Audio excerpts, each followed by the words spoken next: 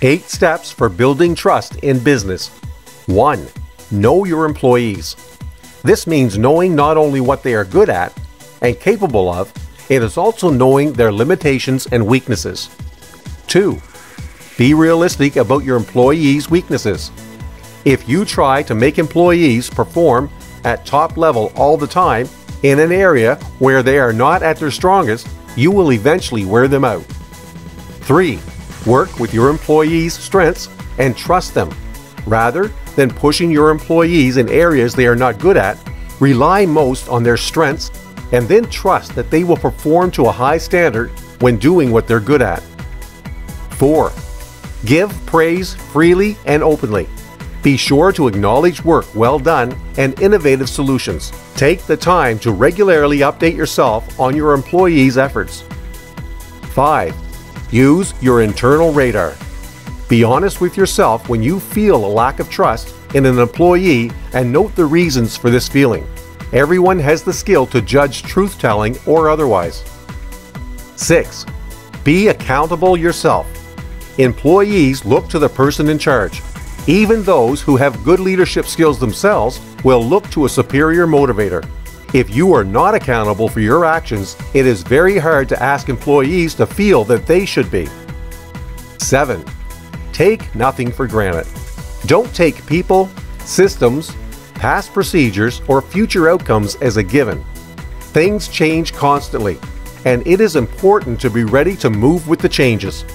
8. Provide space. Everyone needs space at one time or another, and trust is about allowing that space. Don't hover over an employee giving constant directions. 10 barriers to effective communication. 1. Physical barriers. These are such things as inadequate equipment, such as outdated computers, phones with poor signals, background noise, poor lighting, temperatures that are too hot or too cold, tangible items that may interfere with communication efforts. 2. Attitudes.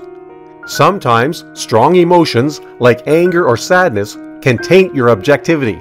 Being extremely nervous, having a personal agenda, or asserting a need to win the argument can make communications less than effective.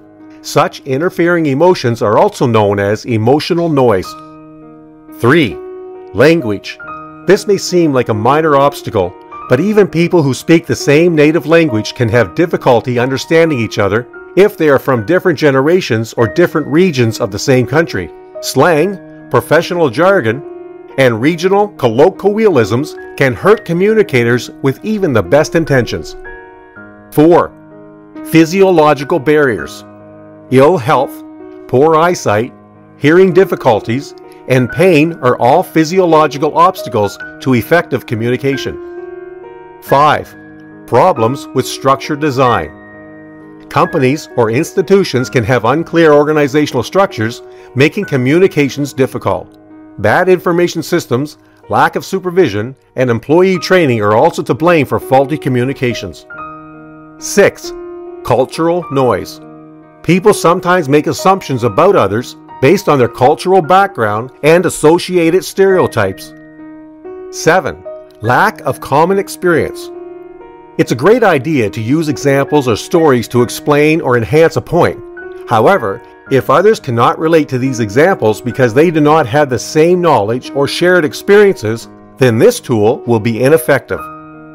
8. Ambiguity and overuse of abstractions. Leaving things half-said or using too many generalizations, proverbs, or sayings can lead to lack of clarity, which in turn lends itself to misinterpretation. 9. Information overload. It takes time to process large quantities of information, and too many details can overwhelm and distract the audience from the important topics. 10. Jumping to conclusions. Making assumptions before listening to all the facts can be problematic in the least and catastrophic at worst.